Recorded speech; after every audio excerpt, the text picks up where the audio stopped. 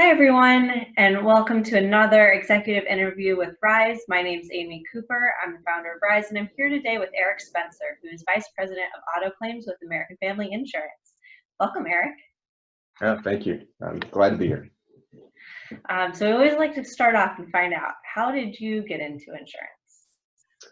So people of my generation oftentimes stumble into claims, but for me specifically, my wife was was an adjuster after college. Before I became an adjuster, I worked for Enterprise, which was your other option. And what she was doing looked interesting to me, being both judge, jury, having fun negotiating stuff. And so after I saw her work, which she hated, by the way, I thought it would be a great run for me, and then I got my first job shortly after she had hers. So my wife led me there. Oh, that's awesome. Well, 2020 has been quite the year for everyone, and as you can see, you're at home, I'm at home, everyone's working from home. So burnout's been a big issue. Mental health has come up quite a bit. Do you have any advice on how to avoid burnout? Yeah, it's interesting because I'm an introvert by nature and I love COVID. So I love working from home. I love not having to travel. But I know that's not the case for everybody.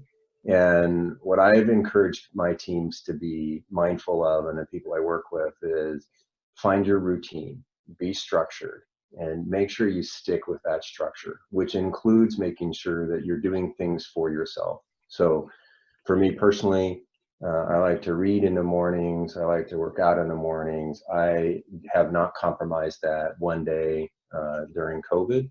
I protect that in almost a religious zealousness. So find what's really important to you, whether that's taking the dog for the walk and walking away for an hour, whether that's spending time with your kids and on your hands and knees and playing with your kids, whether it's just walking away and reading a book or sitting out by the fire.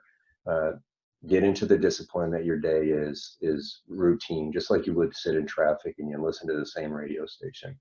Get up at the same time, do your thing, set your schedule, own your schedule. Don't let your schedule own you, so that you block time so that you can go to the bathroom and so you can go get some food.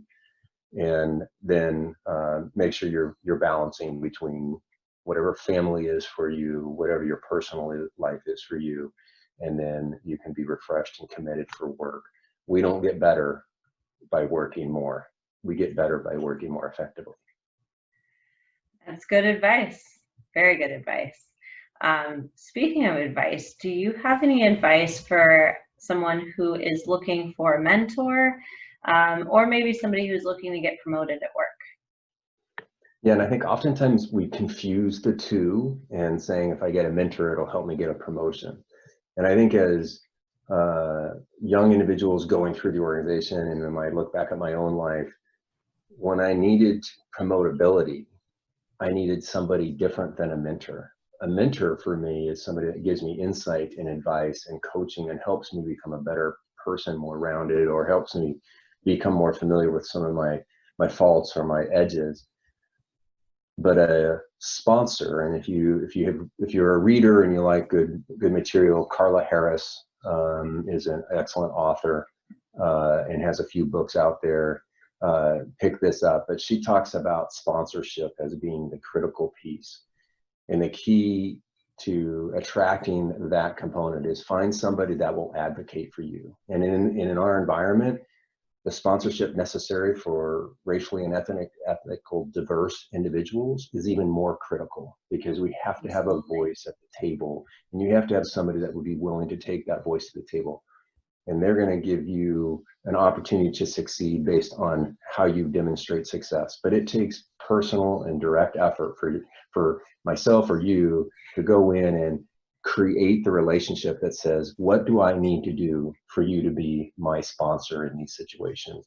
And it's not just, I did a good job or I know this person. It's information that we can point to, that they can have confidence and trust in, so that when they go to the table in the room, they can say, Amy is the one, this is why.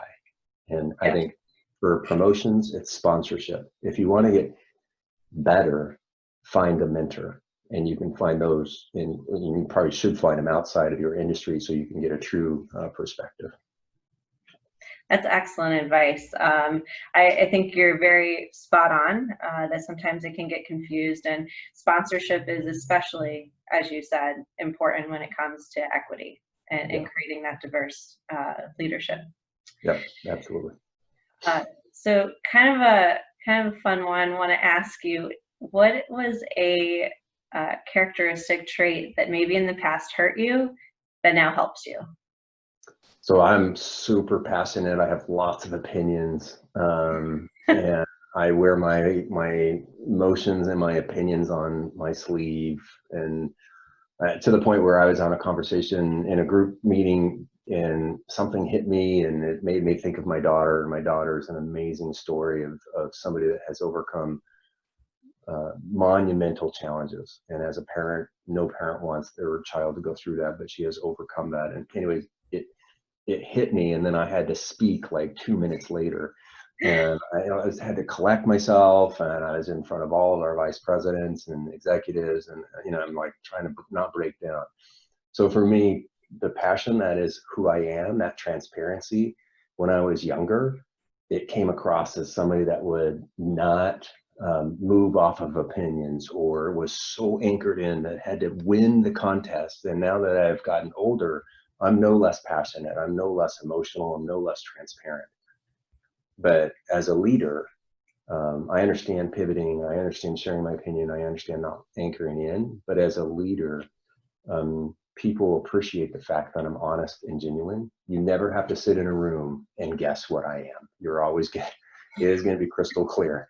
And I can laugh at myself as a result. I don't mind being poked at.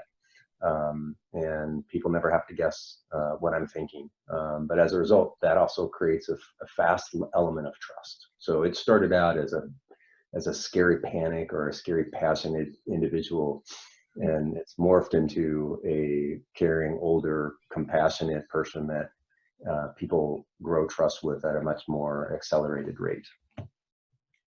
I think that's an excellent trait. So what are, Asking can sometimes be overwhelming, but yeah, thank you.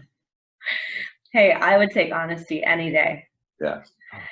And actually, speaking of great characteristic traits, in your opinion, what are the core or necessary characteristic traits of a good leader?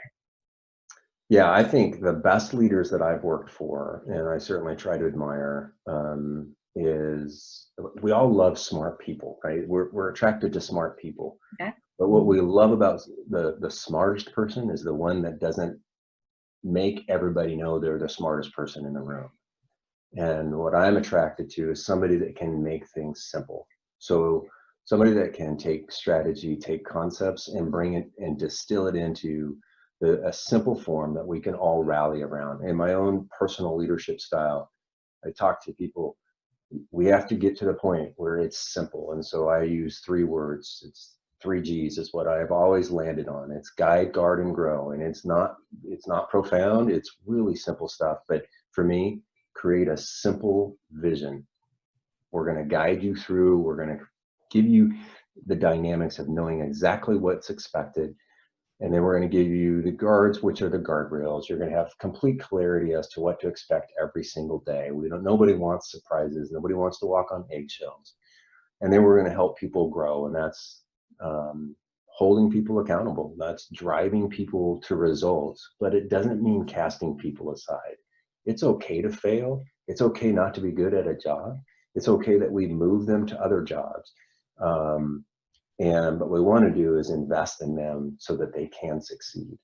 I've never laid a person off that was surprised, because we want them to succeed. And generally, when that's your mode, then people leave or choose to go someplace else because they understand they can't succeed. Nobody wants to fail, right? None of us do.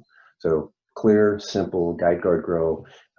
Somebody that can make a vision and the expectations simple. That's the perfect leader in my book. I'd have to agree with you.